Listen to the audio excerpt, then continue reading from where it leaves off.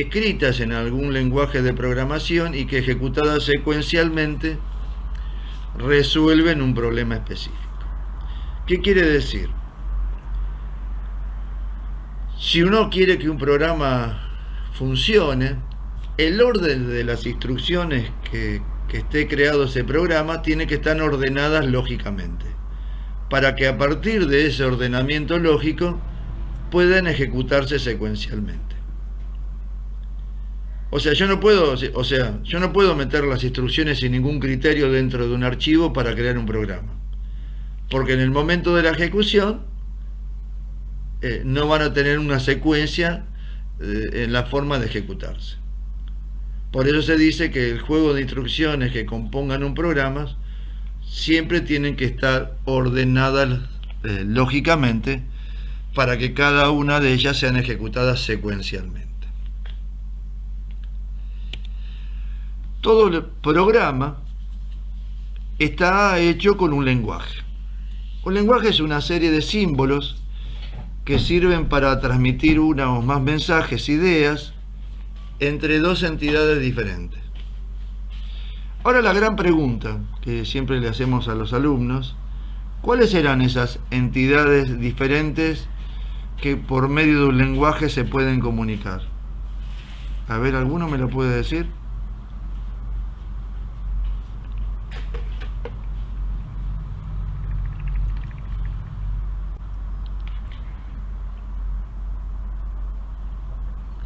¿Cuáles serán esas entidades diferentes? ¿Qué le parece?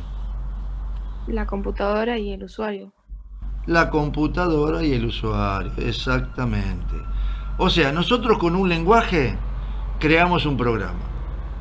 El primero de los programas que uno utiliza con una computadora es el sistema operativo.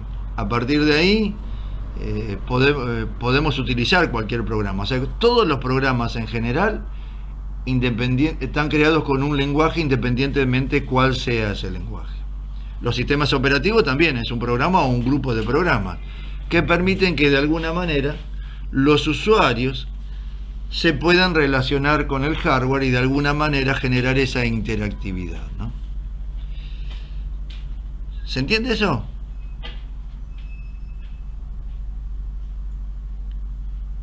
Sí, profesor. Pseudocódigo. Es una mezcla de lenguaje de programación y el idioma de un país que se utiliza para la programación estructurada para realizar el diseño de un algoritmo.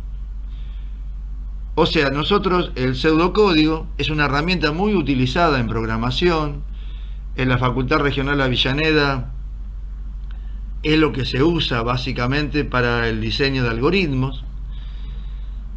Y es la manera de expresar un problema con nuestras propias palabras. Y una vez que lo resolvamos con nuestras propias palabras, poder de alguna manera traducirlo de forma casi inmediata a un lenguaje de programación. Obviamente, este pseudocódigo, como bien decía anteriormente, sirve para resolver lo que es un algoritmo. ¿Y qué es un algoritmo básicamente? Es una serie de pasos organizados que describe el proceso que se debe seguir para dar solución a un problema específico. ¿Qué significa esto? Pensando por ejemplo, en alguna acción que nosotros querramos hacer en nuestra casa, por ejemplo. Supongamos que nosotros, para abrir una ventana, siempre tenemos que hacer o cumplir con los mismos pasos, los mismos requerimientos.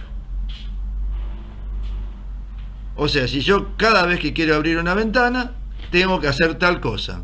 Esas tal cosa que haces son los pasos que debes cumplir para resolver ese problema, que es el de abrir una ventana. Es lo mismo que decir, yo hago un programa informático para que me permita mostrar el resultado de la suma de dos números. Bueno, primero habrá que ingresar los dos números, habrá que realizar la suma y luego se mostrará el resultado. O sea, independientemente de lo que hagamos, en ambos casos estamos desarrollando un algoritmo.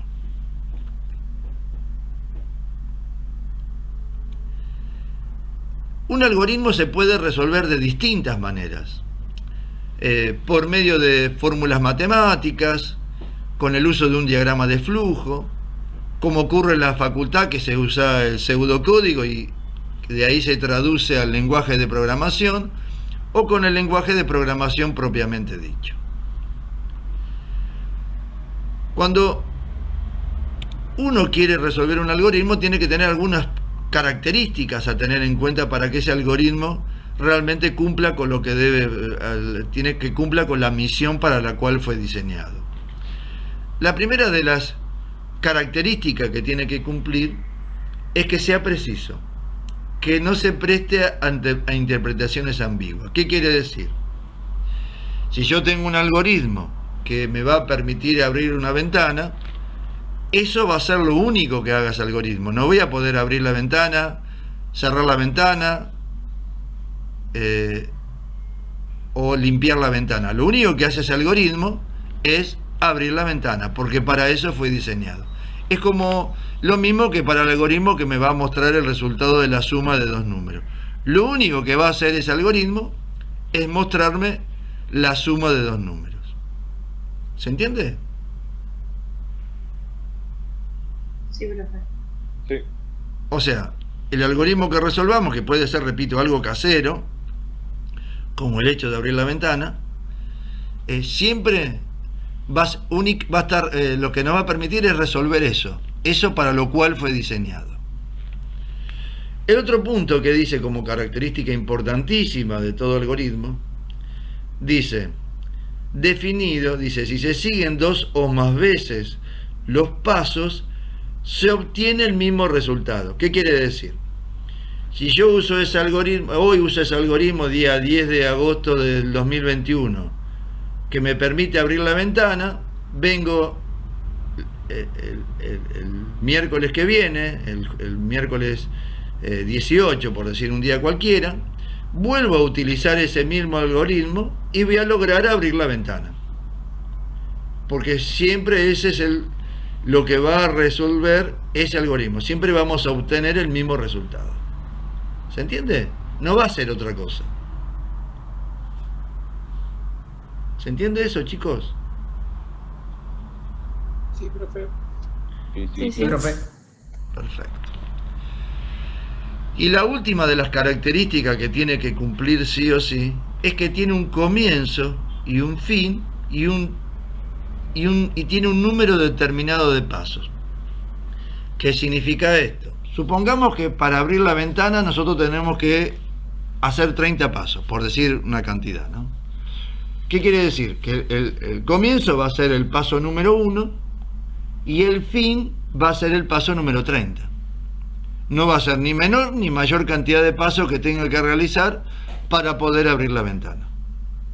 Siempre va a ser la misma cantidad y siempre va a tener un comienzo y siempre va a tener un final. ¿Está claro?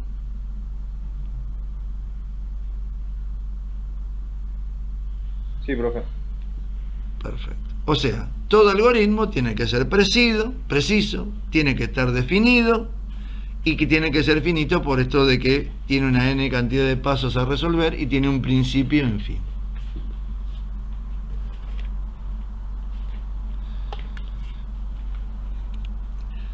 Por ejemplo, si se debe calcular la superficie de un rectángulo, debiéndose ingresar los valores de los lados y calcular el resultado. Para la resolución de este problema usaremos las siguientes variables. Para los lados del rectángulo, L1 y L2. Para almacenar el resultado, lo guardaremos en la variable área.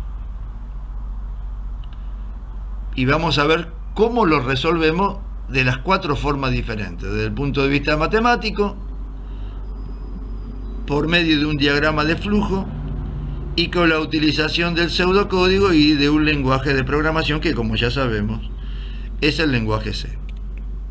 Bueno, desde el punto de vista matemático, ya habíamos dicho que íbamos a usar la variable L1 y L2 para los lados del rectángulo.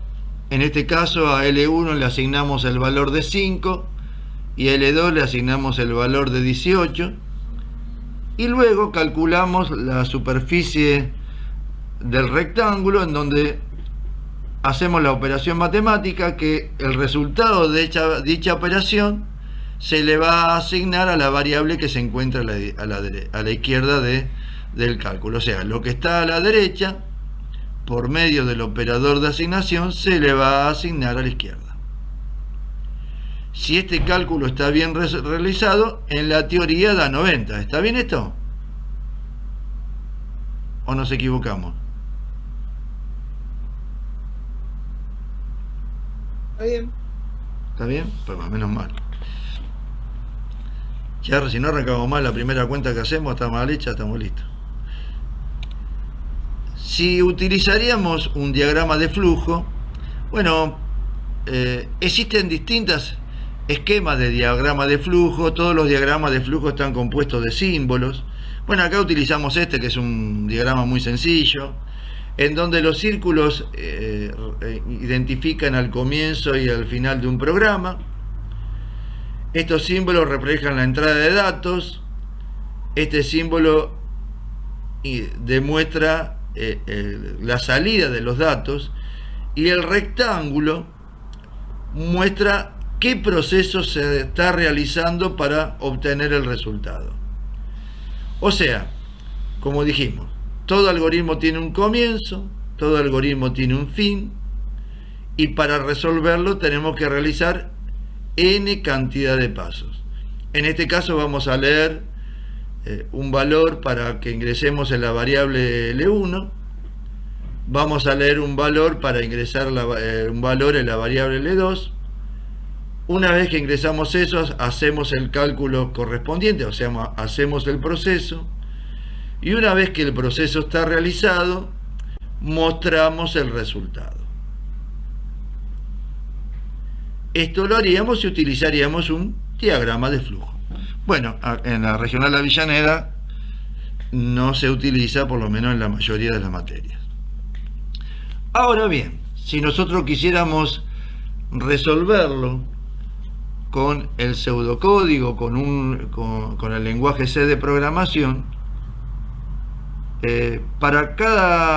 por cada sentencia que encontremos en el lenguaje C, habrá una acción que se estará reflejada en el pseudocódigo. Por ejemplo, cada vez que pongamos la palabra inicio, comienzo, principio, o la frase que diga acá empezamos, acá arrancamos, el término que utilicen ustedes para indicar que el programa comienza ahí, en el lenguaje C, usaremos la función main seguida de la llave. ¿Por qué digo que main es una función? La respuesta es simple. ¿Vieron? Ustedes vieron que en el primer cuatrimestre vieron Excel. Tienen que decir que sí, ¿cierto? Sí, profe. Sí. Sí. Menos mal, porque si acá dicen que no, estamos en grave problema. Bien, vieron que por ejemplo, cuando usamos la función suma, ponemos entre paréntesis los datos que se van a sumar, las celdas, los números que vamos a sumar, ¿cierto? Por dar un ejemplo, ¿sí?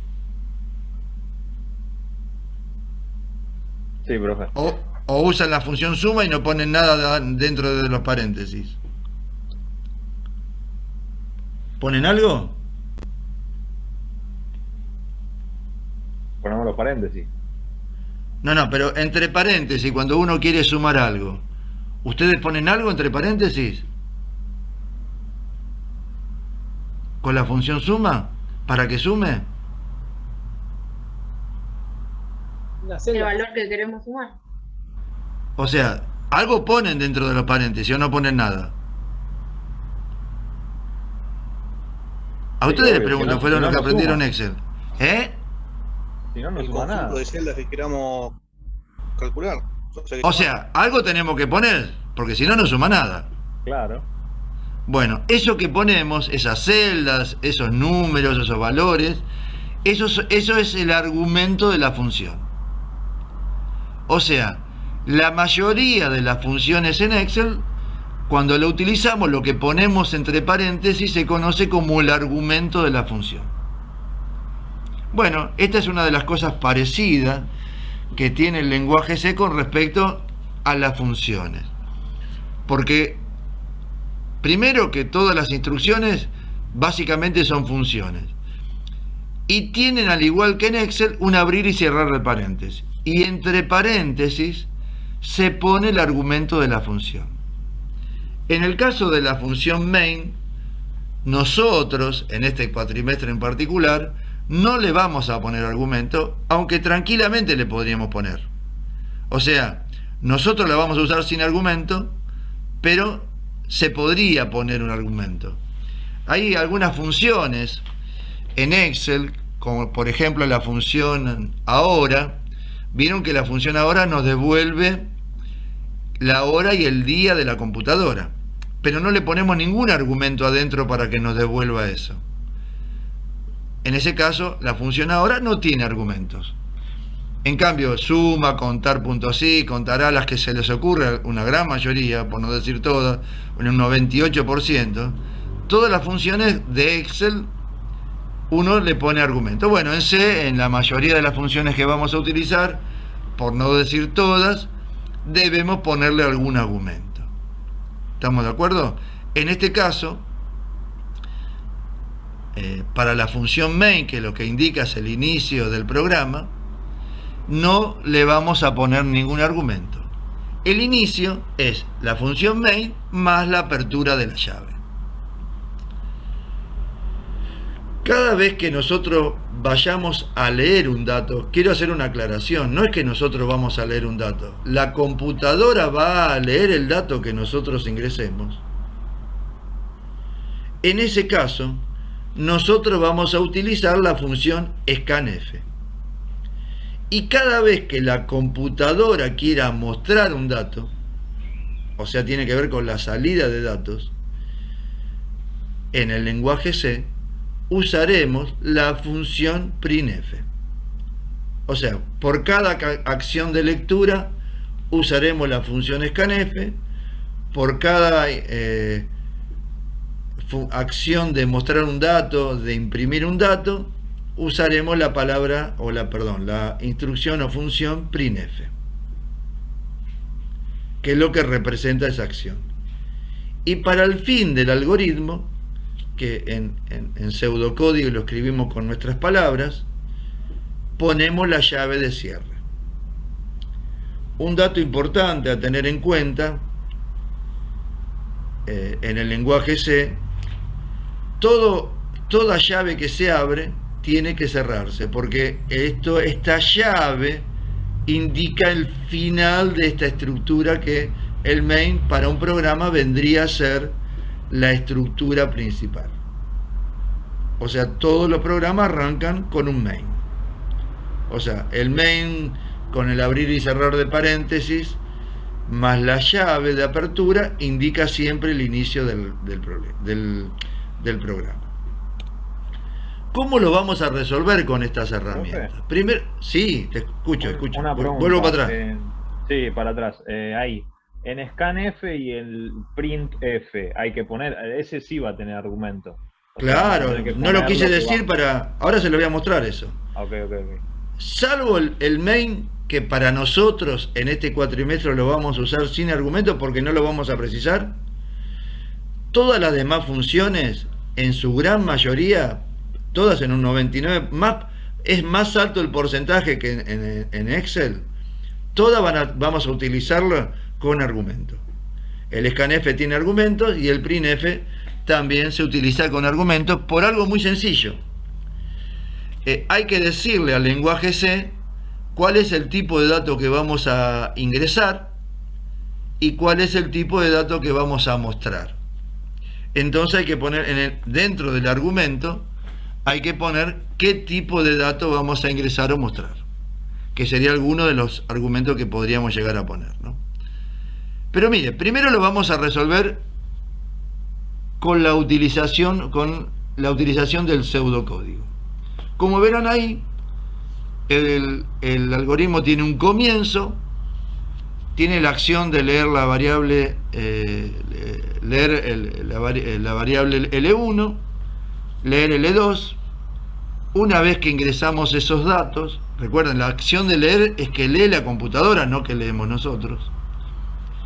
Vamos a realizar el cálculo matemático que vamos a multiplicar L1 por L2, y al resultado de ese cálculo, por eso la flechita hacia la izquierda, porque estamos en un pseudocódigo, se lo vamos a asignar a la variable área, ¿no? O sea, el valor que está a la derecha, la fórmula, el cálculo, variable, se le asigna el valor que está a la izquierda. Una vez que está el cálculo realizado, mostramos el resultado. Como verán, es muy parecido a lo que hicimos con el diagrama de flujo. En el otro caso usamos símbolos, acá directamente lo hacemos utilizando el pseudocódigo. Una vez que realizamos el cálculo, mostramos el resultado. Y fin. ¿Está claro? Por mí sí. Perfecto. Ahora lo vamos a hacer lo mismo, pero en el lenguaje C. Ya dijimos que para el inicio, para el comienzo, siempre utilizamos la función main, sin argumento, seguida de la llave que indica el inicio. Como verán acá, para leer un valor en la variable L1, usamos la función scanf. Y como dije también, tenemos que ponerle argumentos. Entre comillas, ven que ahí está diciendo la palabra valor. Bueno, ahí iría un identificador que se conoce con el nombre de modificador de formato, que le va a indicar al lenguaje C qué tipo de dato vamos a almacenar en la variable L1. ¿Sí? Si es un número entero, si es una letra, si es un número con decimales, el tipo de dato que fuera. Luego ponemos como argumento el nombre de la variable, y adelante del nombre de la variable ponemos el símbolo de ampersand. ¿Lo conocían este símbolo?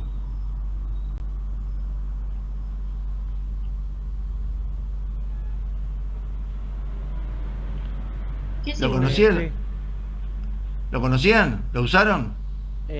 Sí, lo sé, pero hace mucho. Bueno, vieron que en informática representa la I en informática, el ampersand. Sí.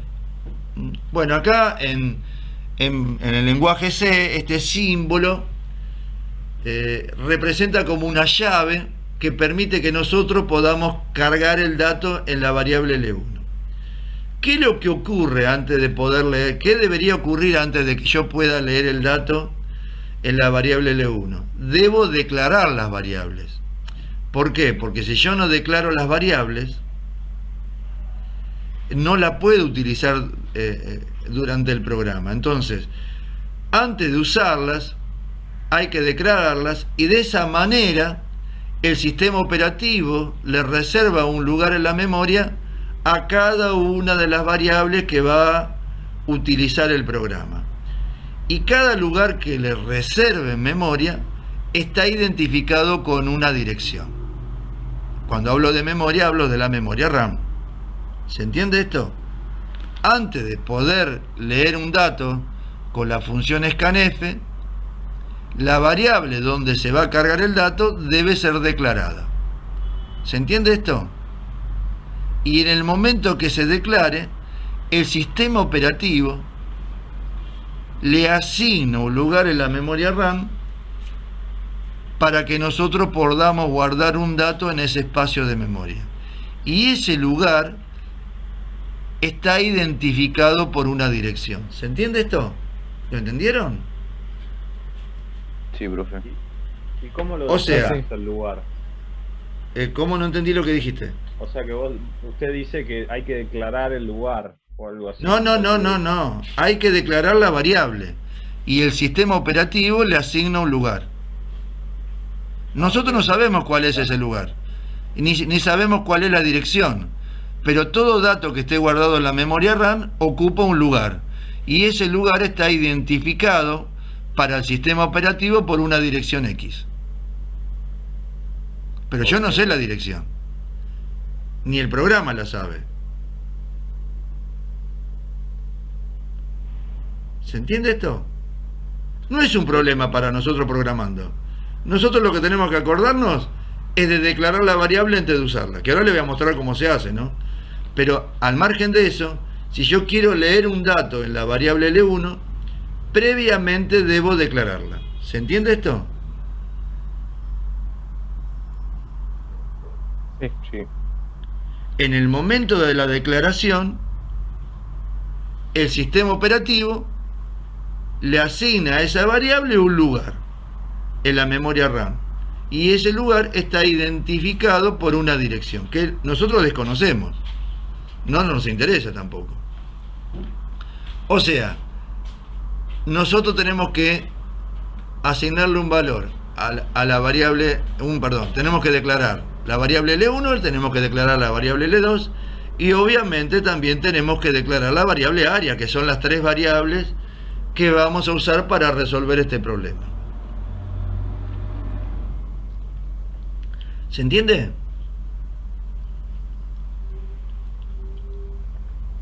Sí. Una vez que la declaramos, cuando usamos el scanf, debemos poner como argumento dentro de la función el símbolo de ampersand, que vuelvo a repetir, es como tener la llave para que el programa pueda acceder a ese espacio que está reservado en la memoria RAM.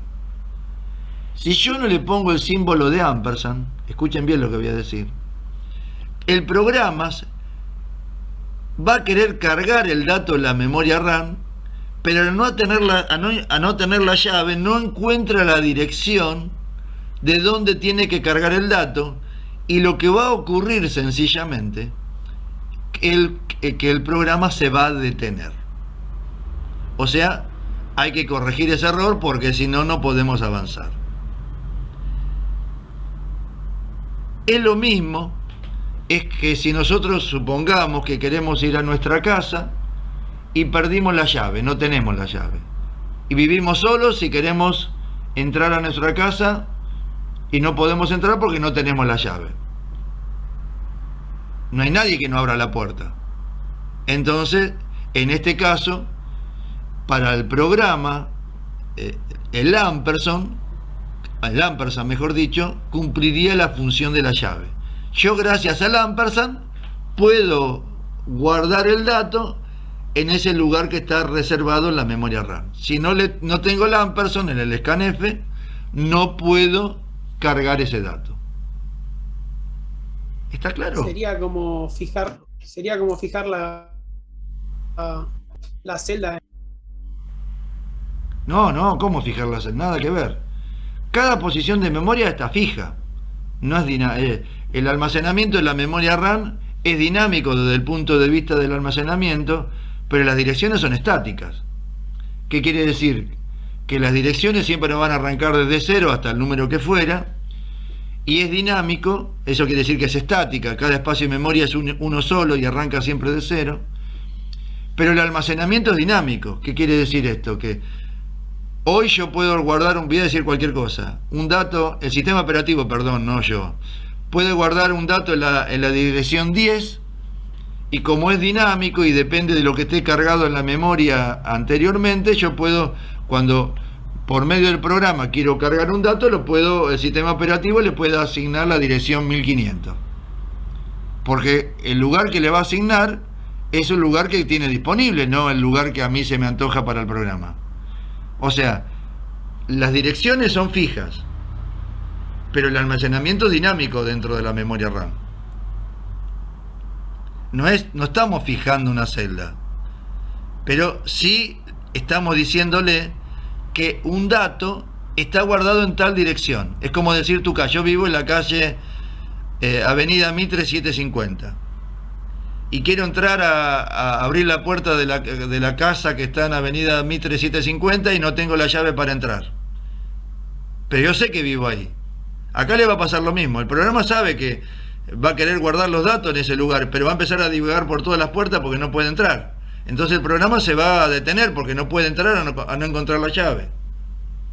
Pero sabemos que está ahí el dato. El programa sabe, pero al no tener la llave no habilita el ingreso de datos en el lugar. Es como que si vos no podés entrar a tu casa. ¿Se entiende esto?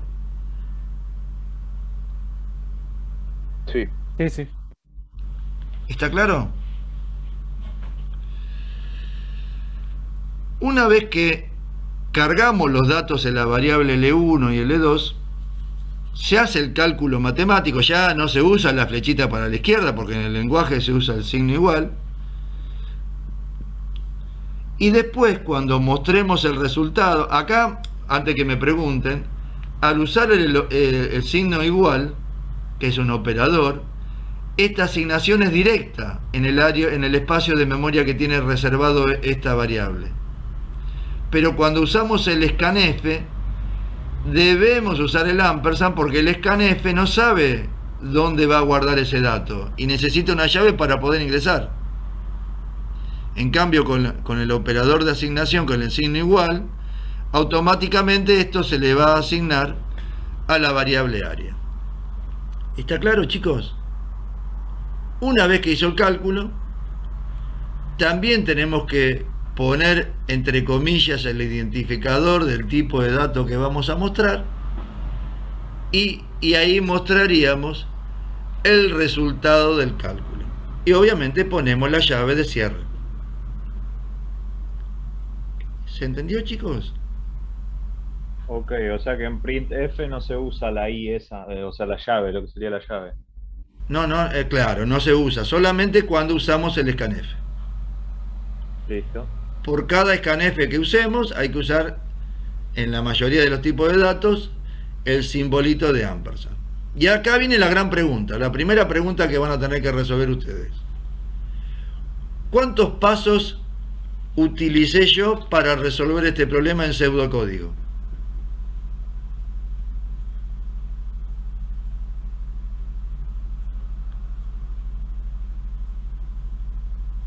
A ver, ¿cuántos? 7. Ahí, no escuché bien. 7 pasos puede ser. 7, ¿cómo? 7 o 6, a ver, pónganse de acuerdo. Para mí 7. ¿Por qué 7? Porque ingresamos primero L1, después ingresamos L2, después escaneamos L1, escaneamos L2. ¿Están mirando esto que estoy mirando yo o están mirando otra Sí, cosa sí. ustedes? No, estoy mirando justamente eso. Después hacemos la operación y la mostramos. ¿Y cómo contaron 7? 8 no son. No estoy hablando de este no, pseudocódigo 6. nada más yo, Conté mal yo. Son 6. ¿Por qué decís que son 6? Justamente por lo que más o menos apliqué la lógica de que tenemos que ingresar L1, después ingresamos L2, después tenemos que leer L1, después L2. Pero ya lo leíste antes. Estamos en El pseudocódigo. comienzo, el fin, el comienzo, el fin, las dos lecturas, asignar el resultado y mostrar el resultado. ¿Cuántos daría en total eso? 6. 6, muy bien. Tenemos el comienzo, tenemos el fin y tenemos las 4 acciones que debemos realizar para resolver este algoritmo. La lectura de los datos de la variable L1 y L2, el proceso, o sea, el cálculo matemático, y mostramos el resultado. Si contamos el comienzo y el fin, son 6 pasos. ¿Cuántos pasos usamos en código?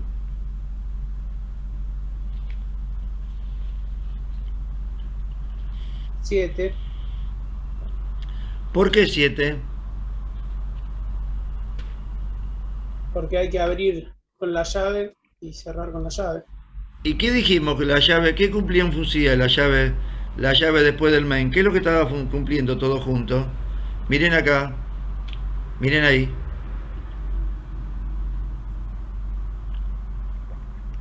¿Qué indicaba el main seguido de la llave? El comienzo. Inicio del programa. El inicio del programa, ¿pero va separado o es una sola cosa? Una sola cosa. Volvemos a contar. ¿Cuántos pasos ocupamos en lenguaje para resolver el problema? 6. 6 pasos. Y acá viene lo que le dije antes. En la Facultad Regional Avellaneda preferimos usar el pseudocódigo porque nosotros a resolver un problema con el pseudocódigo, ese pseudocódigo lo podemos traducir automáticamente al código. Por cada acción encontramos una sentencia asociada. Si en pseudocódigo son 6 pasos, en el lenguaje C también son 6 pasos. Obviamente que hay que agregarle otras cosas al programa, porque así sí, solito mucho no podemos hacer. Hay que agregarle otras cosas. Pero desde el punto de vista de las acciones que realiza el programa para resolverlo, la cantidad de acciones que se utilizan son las mismas que se utilizan cuando nosotros resolvemos el algoritmo utilizando el pseudocódigo. ¿Está claro? ¿Se entiende, chicos? Sí, profe. Perfecto. Ahora vamos a hablar de los datos, que hay distintos tipos de datos y hay distintas estructuras de tipo de datos. Dice, por definición, dice, cada tipo de dato ocupará un espacio en la memoria RAM. ¿Se acuerda que recién hablamos que cuando declaramos una variable, esa variable ocupaba un espacio en la memoria RAM? ¿Sí? Eso es lo que acabamos de decir recién. El espacio ocupado se mide en bytes y cada byte es igual a 8 bits. ¿Se acuerdan cuando hablaron el tema de redes, que hablábamos de los bits? Que el grupo de 8 bits es igual a un byte. Bueno, el espacio básicamente va a ocupar un dato, o se mide, en este caso, como es una unidad de almacenamiento, la memoria, se mide en bytes. Los valores del tipo char se utilizan para guardar todo tipo de caracteres, solos o como texto, o sea, una sola letra o varias letras, que sería un texto. Los valores del tipo int se usan para guardar cantidades enteras, o sea, números sin decimales. Y los valores del tipo float o doble se usan para guardar números con decimales, o sea, números reales, que pueden ser, en este caso, pueden tener o no decimales, pero básicamente permite que sean ambas cosas. En cambio, en el entero solamente soporta números sin decimales. ¿Está claro esto? O sea, tenemos 4 tipos de datos posibles. Obviamente, cada tipo de dato ocupa un espacio en memoria. Por ejemplo, dice que si el tipo de dato es char, ¿cuántos bytes ocupará un tipo de dato char? 1. 1. Un tipo de dato entero. 2. 2. Uno de tipo float. 4. ¿Y el doble? 8. Excelente, muy bien. Obviamente, vieron que a la derecha, en la columna de la derecha, habla de rango. Bueno, el tipo char, vieron que me dice de 0 a 255. ¿Qué quiere decir? Ese de 0 a 255 está basado en lo que se conoce como tabla de código ASCII, es donde están todos los números de los caracteres posibles que se pueden utilizar en una computadora. Esta tabla, depende del carácter que nosotros apretemos, que siempre va de 0 a 255, va a generar un número y nos va a permitir ingresar, por ejemplo, un carácter. Si yo aprieto, por ejemplo, la barra espaciadora, el sistema genera en binario el número 32, porque vieron que las computadoras trabajan todo en binario, y va a generar el espacio. Lo mismo ocurre si yo aprieto el símbolo arroba en el teclado, la computadora va a generar el número 64 en binario y nos va a mostrar el símbolo arroba. Todos estos datos están sacados de una tabla que ustedes van a tener a disposición, que es la tabla justamente de código ASCII. Por ejemplo, acá tienen, ¿ves? Si yo aprieto, quiero apretar, cuando aprieto, mejor dicho, el símbolo arroba, automáticamente se genera el número 64, en binario obviamente, y nosotros vemos el arroba. Para el espacio lo mismo. Nosotros apretamos la barra espaciadora y automáticamente se genera el código 32 en binario y nosotros vemos el espacio.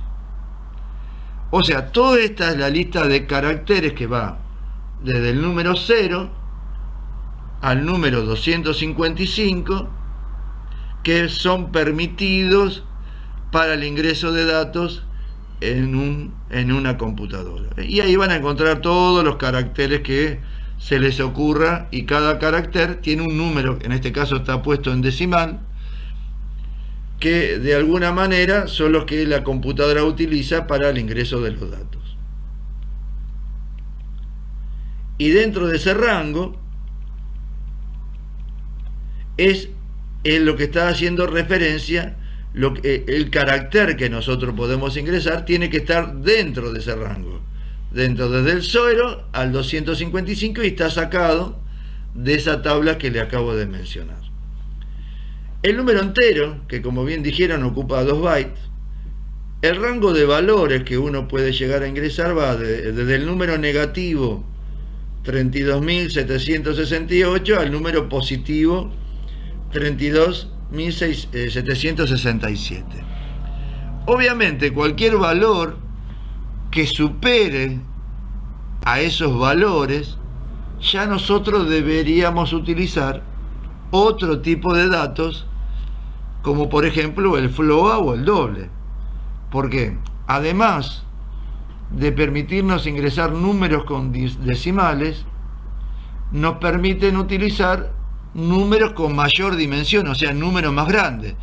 Yo, por ejemplo, si yo quisiera ingresar el número 10.000 millones, aunque sea un número entero, no puedo declarar la variable que va a contener a ese dato como entera, porque la dimensión de ese tipo de datos no me va a permitir almacenarlo.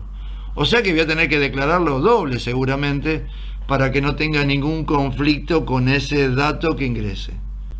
Porque repito, los números de tipo float o doble permiten almacenar distintos tipos de datos, de números con decimales, y aparte con dimensiones mucho más grandes que las que tiene un número entero. ¿Está claro esto? ¿Se entiende? Sí, sí. Perfecto.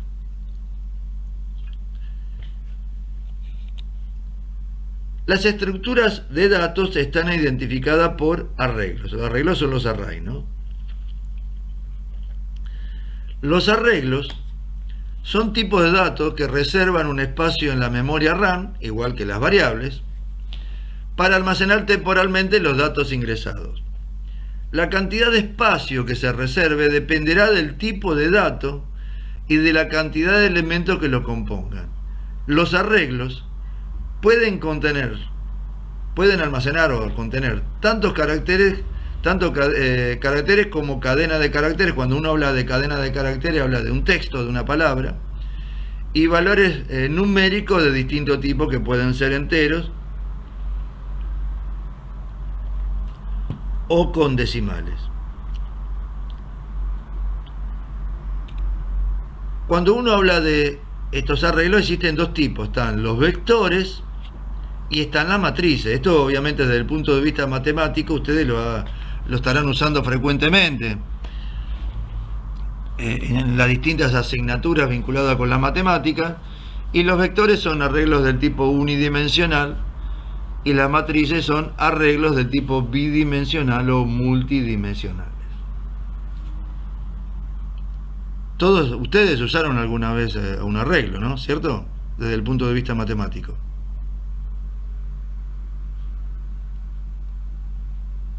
¿Cierto? Sí, profe. Ah, menos mal. Y si no no lo usaron hasta ahora, no se preocupe que ya lo van a usar. Bueno, ahora vamos a hablar un poco de lo que son las variables y las constantes. Bueno, una variable, ¿se acuerda que ya usamos la variable L1, L2 y la variable área? Dice que son objetos de un programa cuyo valor puede cambiar durante la ejecución del mismo. Vieron que cuando resolvimos el algoritmo, desde el punto de vista matemático, primero le asignamos un valor, que a L1 es 5 y a L2 18. Pero bueno, en realidad, como son variables, durante la ejecución de un programa uno puede ir variando los datos que contengan esas variables. No necesariamente siempre va a ser un 5 o un 18. Está claro esto, ¿no?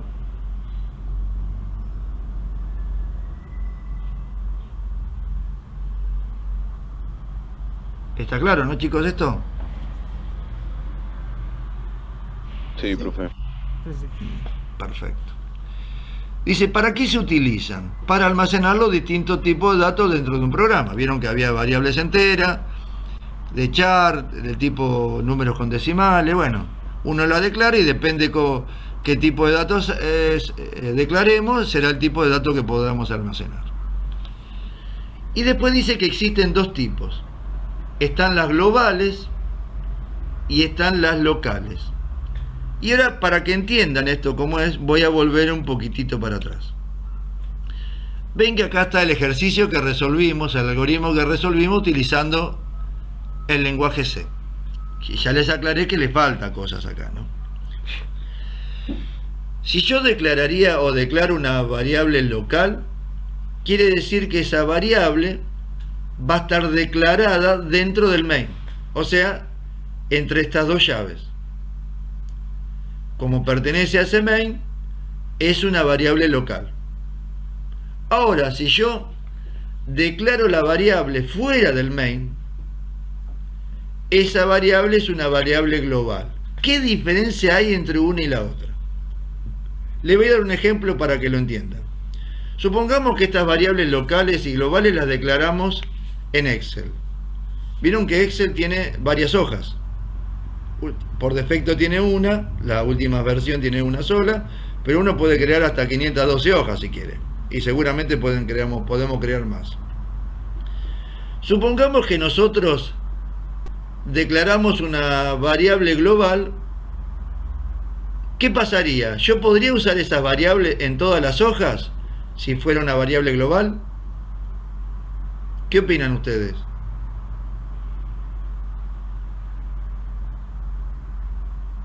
Sí. Sí, porque todas las partes del programa podrían utilizar la misma variable. Porque es global. Para todo lo que tenga que ver con el programa, una variable global se puede utilizar. En cambio, si yo creo una variable local en la hoja 1, todas las demás hojas no la pueden utilizar porque es propia de la hoja 1 de la planilla. ¿Se entiende lo que estoy diciendo? Sí, sí. O sea, una variable global, que en este caso, desde el punto de vista del lenguaje, hay que declararla fuera, la local dentro del main y la global fuera del main. O sea, independientemente de la ubicación geográfica que tenga dentro de un programa, hay que declararla.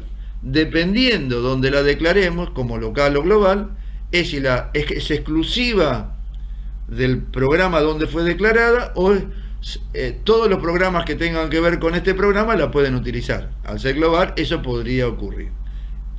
¿Entendieron la diferencia? Sí. Perfecto. Volvemos donde estaba. O sea, profe, una pregunta. No ¿Vuelvo sé para si- atrás o me quedo acá? No sé, como usted quiera. La pregunta es, o sea que puedo declarar una variable sin abrir la llave para que sea para todas las llaves. No sé si se entiende lo que digo. A ver, vamos a ubicarlo geográficamente. Si yo la declaro antes de poner el main dentro del programa, antes del main, porque antes del main yo tengo que escribir cosas. Ah, Es ok, una o sea variable que, global. Yo pensé que para escribir algo habría que abrir la llave sí o sí. La verdad que nunca programé, por eso te estoy preguntando. No, está bien. Por eso, viste, no sé cuál es tu nombre. Ramiro. Ramiro. O sea, por eso vieron que yo cuando dije la cantidad de pasos que cumplo en el lenguaje es la misma que en pseudocódigo. Y aclaré también que en el lenguaje hay que agregarle otras cosas. Hay algunas cosas que van antes que el main. Ah, ok. Es muy buena pregunta, Ramiro, la que estás haciendo. Por eso, si yo pongo las variables, las declaro fuera del main, son variables globales. Y si las meto dentro de la llave, como bien dijiste vos, en ese caso es una variable local porque está dentro del main. El main es la estructura principal del programa. ¿Se entiende? Sí, perfecto, profe. Bien la pregunta, me gustó la pregunta. O sea, acá hay que poner más cosas, esto así solo no anda. Si no, bueno, nadie estaría explicando programación. Si tenemos que poner eso solo. Hay que poner algunas cositas más. ¿Quedó claro esto de las variables? ¿Se entendió por qué son globales y locales? Sí. ¿Es una pregunta? Dale. ¿Cómo es? Más o menos, en el caso de las globales, pues se podría decir que son estáticas. No, para. Hay una cosa que no quiero que digas, más o menos. ¿Qué es más o menos? No, perdón, ¿cómo es en las globales? Podría decir que son estáticas entonces. Y las locales pueden ser tanto estáticas como dinámicas. No, el concepto de estatismo, dinamismo son variables. ¿Por qué llamas estática una variable? O por ejemplo, no confundás, ¿vos sabés programar? Más o menos sí, pero sé... No confundás a las bibliotecas con las variables. Ah, listo.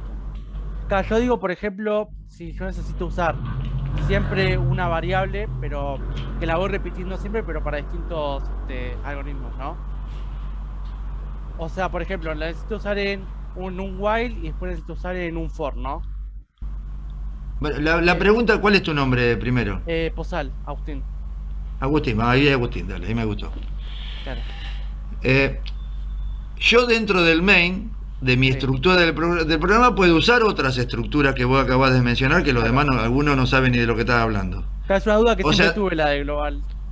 Claro, cuando yo declaro una variable fuera del main, quiere decir que si hubiera otros módulos del programa, como funciones que uno crea aparte, no quiero confundir a los demás.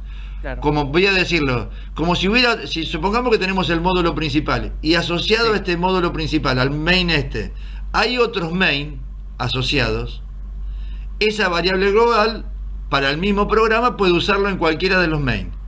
Bien. No importa lo que haya en cada uno de los main, dentro de esa estructura. En cambio, si yo la declaro dentro del main, como volviendo para atrás, acá, si yo la declaro global, es exclusiva de este main. En cambio, si la declaro global, que como ya quedó claro cuando le expliqué a Ramiro, si el programa tuviera varios main, esa variable global la podría ser cualquiera de los main que tenga que ver con este programa. Bien. ¿Se entendió? Sí. Pero no asocies el concepto de global y local con el concepto de estático y dinámico. Bien. Porque eso está más asociado a lo que son las bibliotecas y son conceptos diferentes. Ah, listo, bien. Siempre lo había confundido eso. Sí. ¿Está claro? Se llama global. Si uno asocia... Por eso, no vamos a seguir hablando de lo mismo porque vamos a confundir a lo otro. Pero repito, cuando uno habla de variables, son variables locales o variables globales. Y eso tiene que ver dependiendo de dónde estén ubicados dentro del programa. ¿Está claro? Sí. Perfecto. Pregunten, no tengan dudas, Bueno, acá declaramos variables, ¿sí? En este momento ya sabemos cómo son las variables. Acá está explicado cómo se podrían llegar a declarar. Siempre tengan en cuenta la columna de la derecha, porque lo que está a la izquierda es una demostración de que lo que hacemos en pseudocódigo también lo podríamos hacer en C, o viceversa. Lo que hacemos en C también se podría hacer en pseudocódigo, porque es una réplica de lo que hacemos. Pero, por ejemplo, si yo quiero declarar una variable entera, en este caso se le pusimos el nombre cantidad, pongo el nombre del tipo de datos, o sea, int, espacio y el nombre de la variable y al final un punto y coma. Y así con cada uno de los tipos de datos que estoy declarando. A partir de esta declaración, yo estoy reservando un espacio en memoria para que después, durante la ejecución del programa, pueda cargar en esas variables algún dato, como lo que ocurrió cuando declaré o cuando quise usar la variable L1, L2, aclaré que antes había que declararla, porque si no, no le puedo cargar ningún dato. O sea, para el programa que estaba como un ejemplo, yo teníamos que haber declarado int L1, int L2, int área, y a partir de ahí se cargan los datos. ¿Se entiende?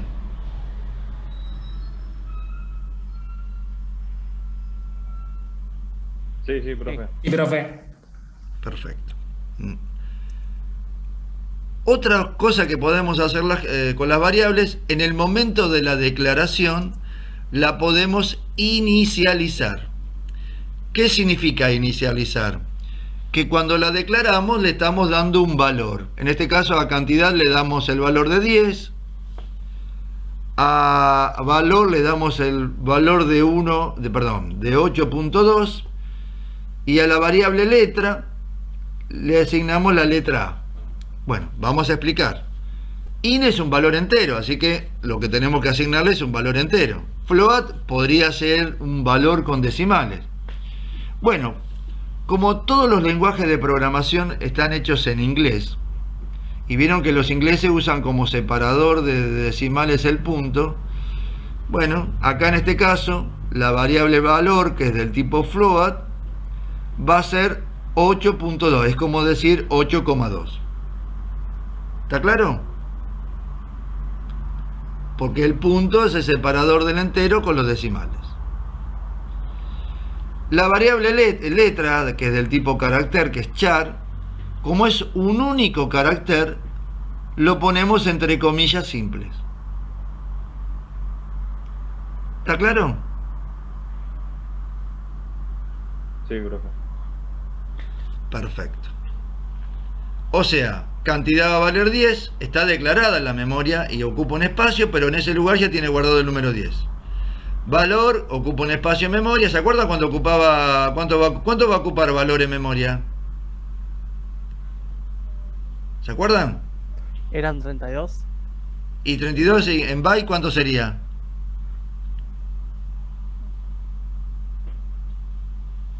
Era 4. 4, muy bien, sí. muy bien. Recuerden que 8 bits, el bit es la unidad de transferencia, la unidad que se utiliza para la transferencia de datos. En cambio el byte es la unidad que se utiliza para el almacenamiento de los datos. Y bueno, ¿y la variable char cuánto va a ocupar en la memoria? Que va a contener la variable A cuando ya en la memoria en el momento de que la declaremos. ¿Cuánto va a ocupar en memoria? 8. No, ¿8 qué? O sea que sería un byte. Un byte, me gustó, hay más. Recuerden que la unidad de almacenamiento es el byte. Si uno hablaría de las comunicaciones, de la transferencia de datos, la unidad de almacenamiento es el bit. La unidad de medida, perdón, no la unidad de almacenamiento. Bueno, perfecto. Ahora vamos a ver cómo se declaran los vectores. En este caso vamos a ver ejemplos con vectores de caracteres, o sea, arreglos de caracteres. Primero vamos a crear un vector que le vamos a poner de nombre palabra y entre corchetes vamos a poner la cantidad de elementos que formen parte de ese vector. Y acá viene la gran pregunta. ¿Cuántos bytes va a ocupar este vector en memoria RAM?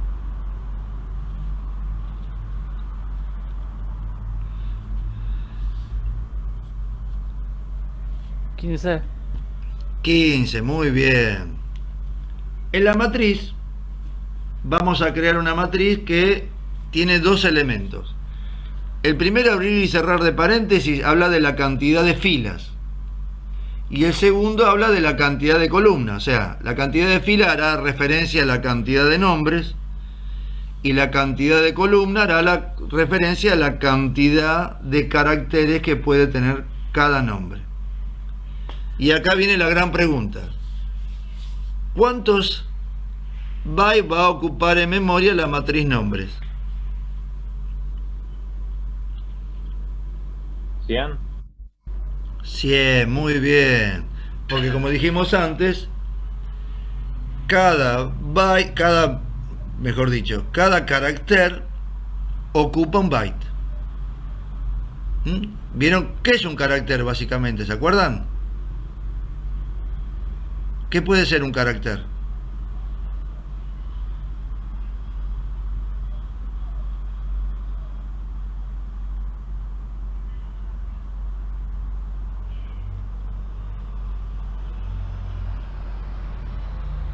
Y lo que iría, o sea, en un espacio.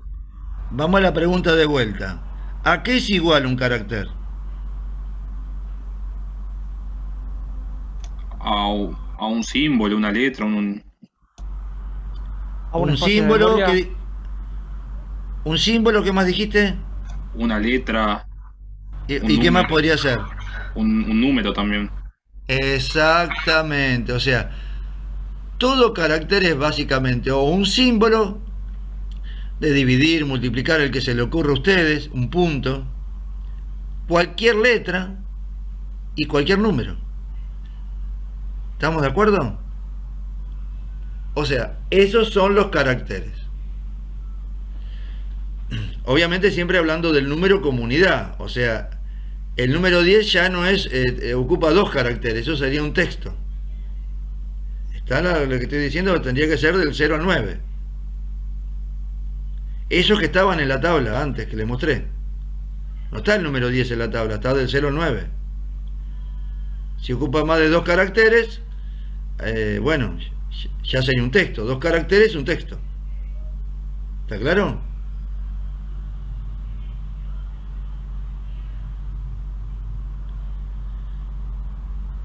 ¿Se entiende esto o no? Sí, profe. Sí. ¿Seguro? Miren la tabla, le voy a mostrar de vuelta para que no tengan dudas. Miren los numeritos. Espera que los encuentre. Miren acá, del 0 al 9 están en la tabla. No está el número 10. Como texto, porque los caracteres son texto. Si yo pongo el 10 ya son 2 caracteres. Y eso sería un texto, no sería un único carácter. ¿Entiende lo que digo?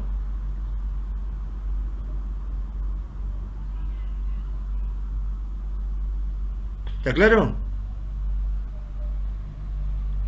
Sí, profe. Sí. Sí, profe. Perfecto. O sea, cuando uno declara un vector o una matriz de caracteres, bueno, va a ocupar tanto caracteres, tantos bytes como caracteres ocupe, porque cada carácter ocupa un byte. Si uno declara estructuras con valores numéricos de distinto tipo, por ejemplo acá declaramos un vector del tipo entero de nombre edades para 20 elementos. Recuerde que los elementos siempre se ponen entre corchetes. ¿Y cuánto ocuparía esto en memoria?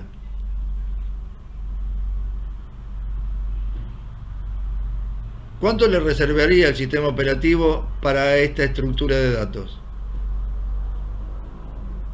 En bytes siempre. ¿Cuántos bytes ocuparía? ¿Cuánto le reservaría?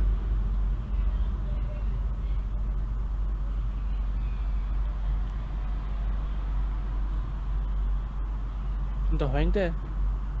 ¿Cuánto? 320. Es entero, ¿no es medio mucho?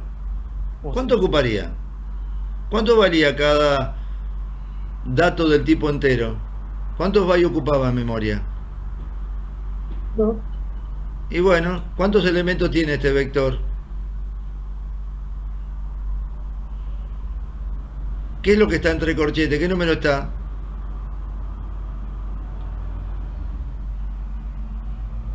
¿Qué número dice entre corchetes? 20. 20, y si cada elemento ocupa 2 bytes, ¿cuánto ocuparía este vector en memoria? 40. Exactamente. ¿Qué pasa con la matriz que es de tipo float? Que tiene, recuerde que es fila por columna, tiene 10 filas por 5 columnas, o sea que va en cada una de las filas podrá almacenar 5 números. Pero ¿cuánto espacio le va a reservar en memoria el sistema operativo para esta matriz llamada precios?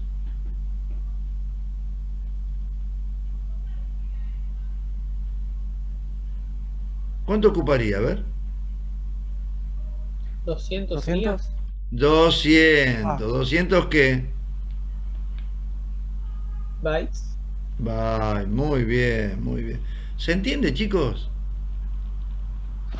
Sí. Cada tipo de dato tiene en memoria ocupa una n cantidad de espacio.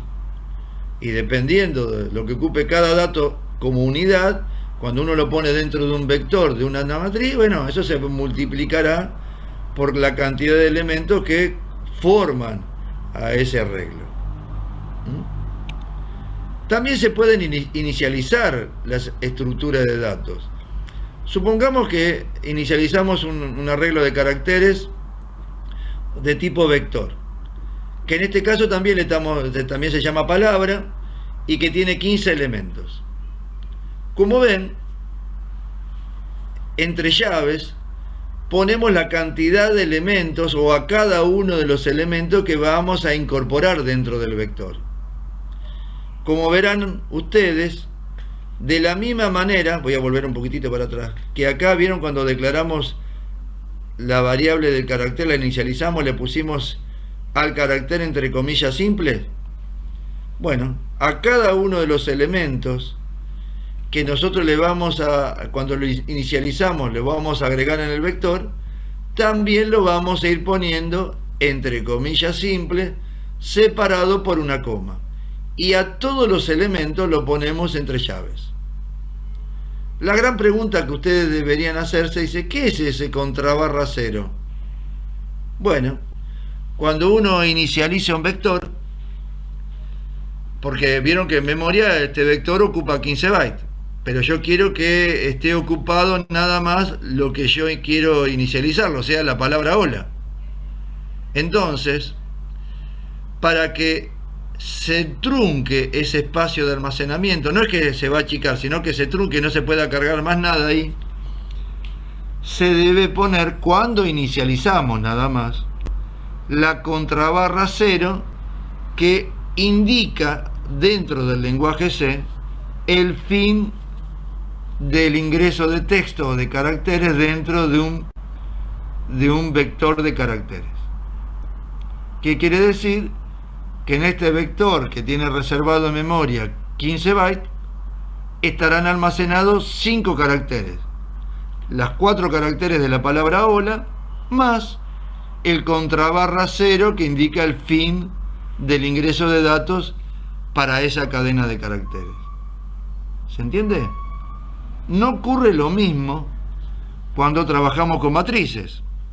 ¿Por qué no ocurre lo mismo? Ven que acá declaramos una matriz que tiene 2 filas por 10 columnas. ¿Qué quiere decir? Que podemos ingresar dos nombres y cada nombre puede tener 10 caracteres. Bueno, acá pusimos la palabra pusimos el nombre Ana y el nombre Juan, también separado por comas y entre las llaves, y cada nombre entre comillas. Al poner comillas dobles, ya el lenguaje C sabe que eso es un nombre y no hace falta poner el contrabarra cero, porque automáticamente el espacio que va a ocupar en la fila 1 de esta matriz es lo que corresponde a la palabra Ana, y en la fila 2 de esta matriz lo que va a guardar es lo que corresponde al nombre Juan. ¿Se entiende? Y si queremos poner un texto compuesto, por ejemplo, Ana María en el espacio, ¿se podría agregar así sin problema? Sin problema, siempre que lo pongamos entre comillas, bien dicho. Claro. Podemos poner espacio, ¿no? Acá no lo puedo corregir, pero sí podríamos poner. Siempre y cuando no supere los... perdón, no los 10 caracteres, los 9, porque el último, recuerden que el C pone solito el contrabarra cero.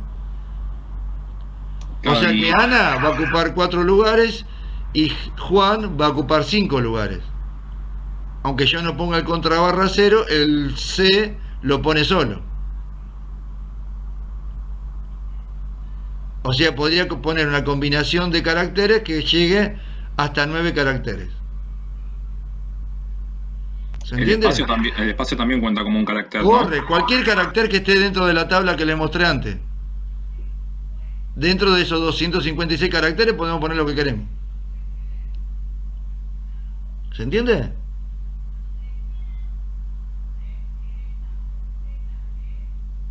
Después lo vamos a hacer en la práctica, pero se entiende que cualquier carácter puedo poner entre comillas.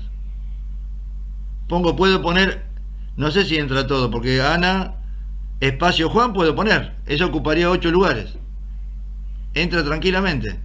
Si yo le saco las comillas a estas dos que están acá, tranquilamente, pero eso ocuparía una sola fila, no ocuparía 2 filas. ¿Se entiende? Sí. Cualquier carácter que esté dentro de la tabla esa que les comenté de código ASCII podría estar entre comillas y estar en, se la podría, cuando inicializamos la matriz le podríamos asignar el valor, que cualquier valor que sea un carácter, pero siempre como carácter. ¿Estamos de acuerdo?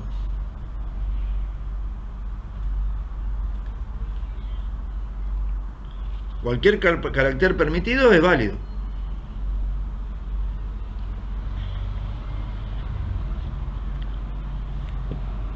¿Está claro esto, chicos?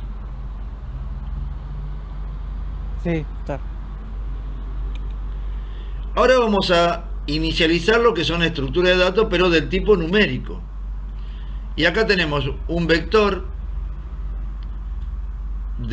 para 5 elementos y entre llave ponemos, en este caso, los 5 números enteros que va a contener este vector. Y en el caso de la matriz, creamos una matriz de 1 por 3, o sea que va a tener una fila por 3 columnas que me va a permitir guardar en esa fila 3 valores numéricos, que en este caso, como ven, todo lo puse con decimales. Y también entre llaves, y cada uno de los elementos lo puse separado por comas. O sea, acá le mostramos cómo inicializamos vectores de caracteres o arreglos de caracteres, y acá le estamos mostrando cómo inicializamos arreglos del tipo numérico. ¿Está claro? Sí, profe. Sí. Perfecto. ¿Alguna duda? ¿Alguna pregunta? ¿Avanzamos?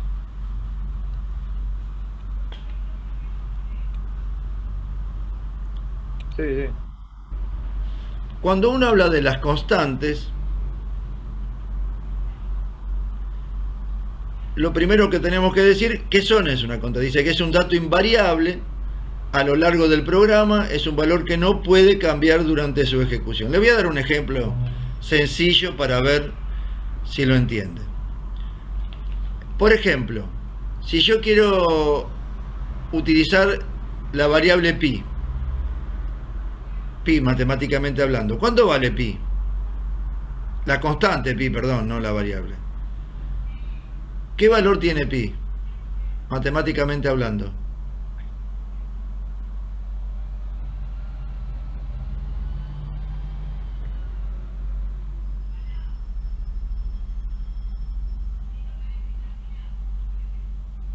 ¿Vieron que pi, 3 ¿cómo? .14. Sí, bueno, 3, tanto. ¿Estamos de acuerdo? Yo le hago la gran pregunta, ¿no? ¿Yo le puedo cambiar el valor a pi? ¿O siempre va a ser el mismo? Y por eso se llama constante, porque es siempre el mismo. Exactamente. Y yo pregunto, ¿el mes de julio cuántos días tiene? 31. ¿Cierto? ¿Yo podría cambiar ese valor?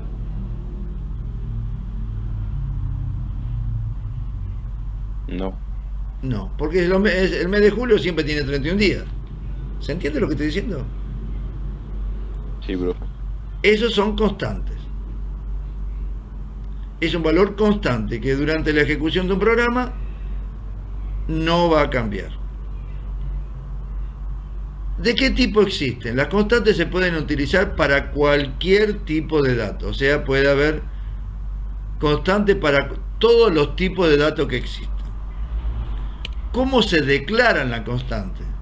Cuando uno declara una constante, siempre miren lo que está a la derecha, el nombre de la constante va precedida de la palabra define y adelante de esa palabra el simbolito de numeral, siempre minúscula. Se escribe eso seguido del nombre de la constante, se deja un espacio y se pone el tipo de dato que yo quiero incorporar dentro de la constante. ¿Qué quiere decir esto?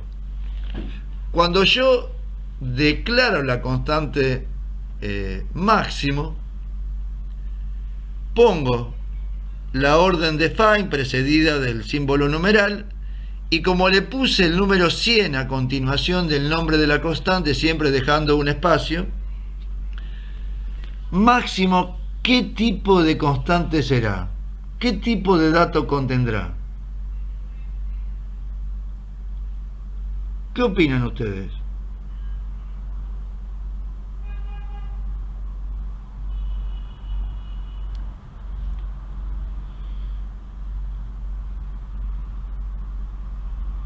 Si yo le digo que máximo vale 100, ¿100 qué tipo de dato es? ¿Qué tipo de valores? Entero. Entero, o sea que máximo será una constante entera. Para este ejemplo. ¿Se entiende? Sí. El nombre de las constantes es simbólico. Yo la podría llamar Pirulo si quiero. Y después le pongo 100 y Pirulo también va a ser entera. ¿Está claro? Sí. Perfecto. En cambio, la constante que está declarada abajo, olvidémonos del nombre, justamente se llama nombre. ¿Qué vendría a ser, dado que está entre comillas dobles? ¿Un carácter o una cadena de caracteres?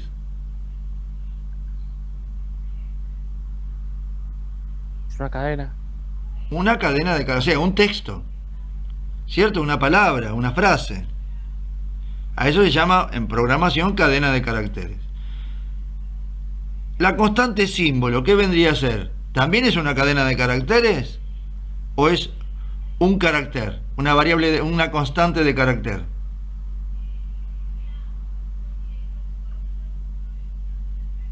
¿Qué opinan ustedes?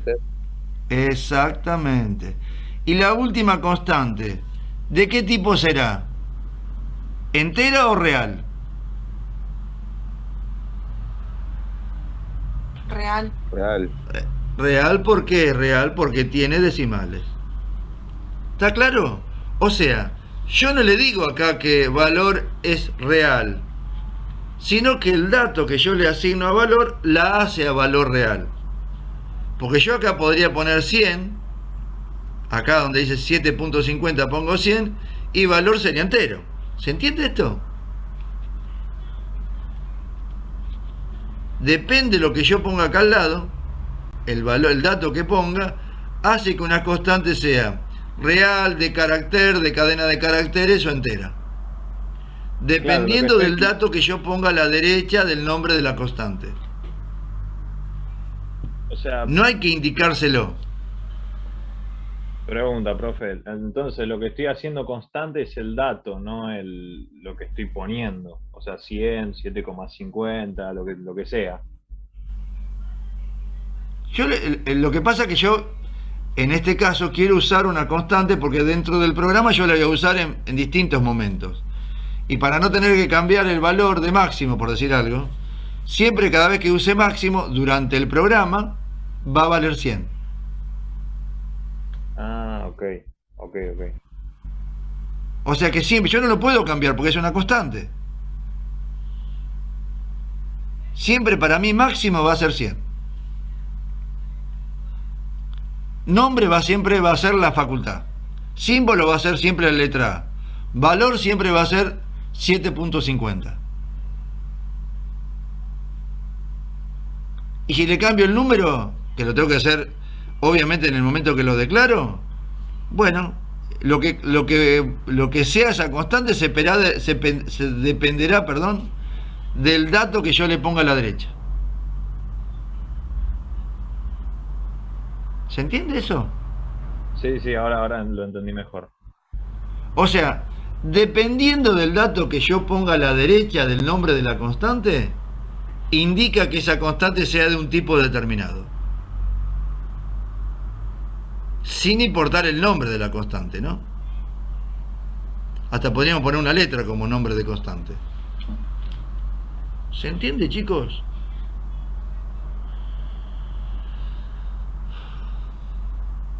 Sí, profe.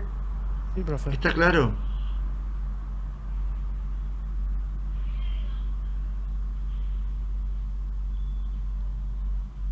¿Han entendido? Sí, profe. Sí. Sí, ¿Está profe. claro? ¿Nos quedamos tranquilos nosotros?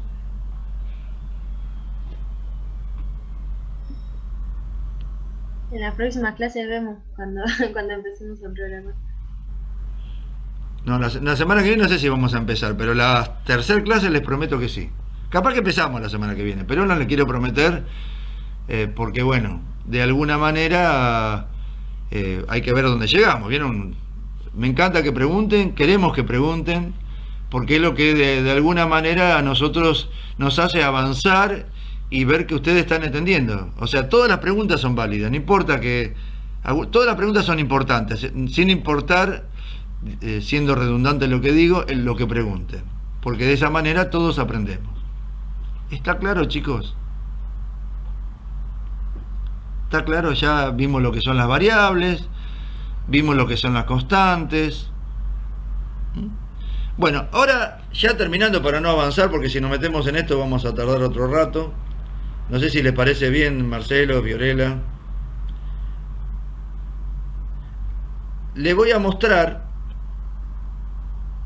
cuál va a ser el material de estudio que vamos a utilizar. Ahora espero que lo encuentro. ¿A dónde estará? Voy a salir de esta presentación. Ahí va a aparecer seguro. Acá está.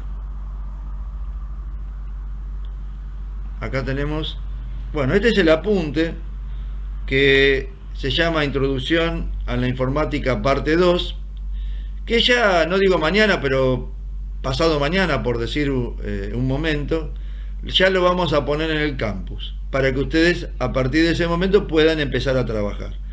¿De qué cuenta este apunte? Este apunte está basado, tiene que ver con toda la temática que vamos a ver durante este cuatrimestre. Una de las cosas que tiene es un cuestionario. Este cuestionario es el trabajo práctico, teórico, que van a tener que entregar obligatoriamente en el momento que tomemos el parcial. El parcial lo vamos a tomar acá. También tengo preparadito el cronograma de clase de los días martes. Hoy estamos parados en el martes 10, ahí lo están viendo, creo que lo ven todos, ¿no? Sí, se ve, profe. Bueno, Sí, en total vamos a tener 12 clases. El parcial va a ser el día 16 del 11, que repito, si sigue la virtualidad va a ser teórico, con parte práctica que se pregunte dentro del examen. Y si llegamos a volver a la presenciabilidad, va a haber una parte práctica y una parte teórica. Obviamente, todos aquellos que de alguna manera deban algún trabajo práctico independientemente de que ya no puedan promocionar la materia, lo más importante de todo es que al entregar el trabajo práctico ustedes puedan regularizar a la materia. ¿Estamos de acuerdo? O sea que si algo no entregaron, obviamente ya Fiorella y Federico le habrán comunicado eso, que son los encargados de corregir esos trabajos prácticos. Bueno, si deben algo, todavía están en condiciones de entregarlos, así de alguna manera regularizan la materia y lo único que van a tener que dar después es el final, que no cambia nada. Nosotros lo que más queremos es que la materia la regularicen. El apunte, como le estabas mostrando, cuenta con una guía de preguntas,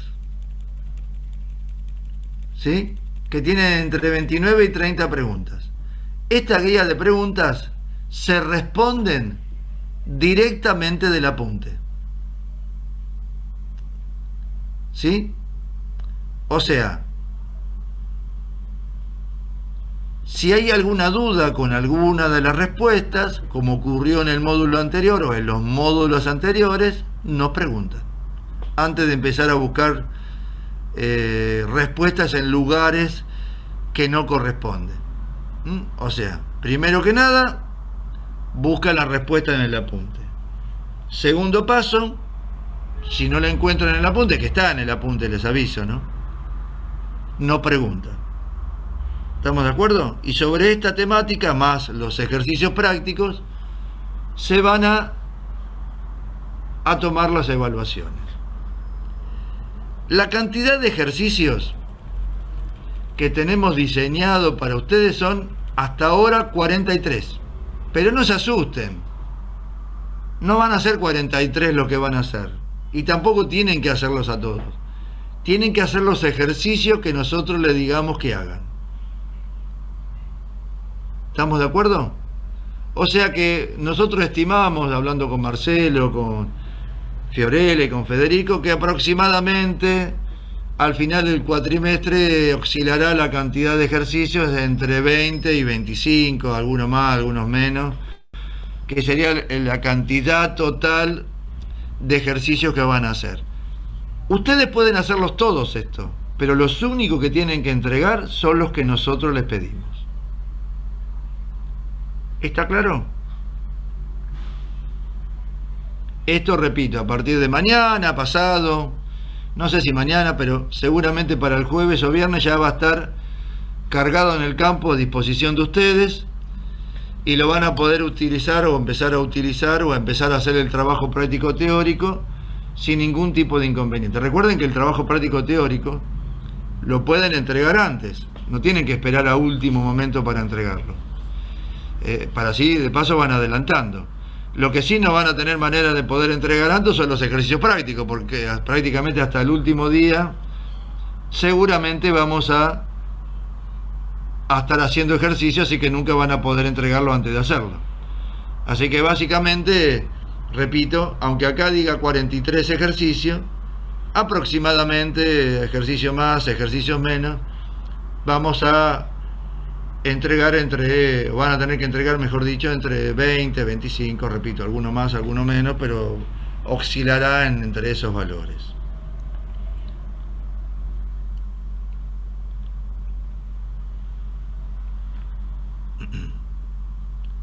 ¿Alguna pregunta, chicos?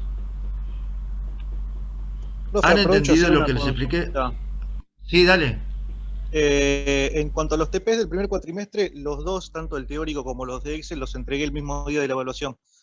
Me llegó el aprobado de la parte teórica de las preguntas, pero el práctico nunca me llegó aprobado y no sé si lo recibí.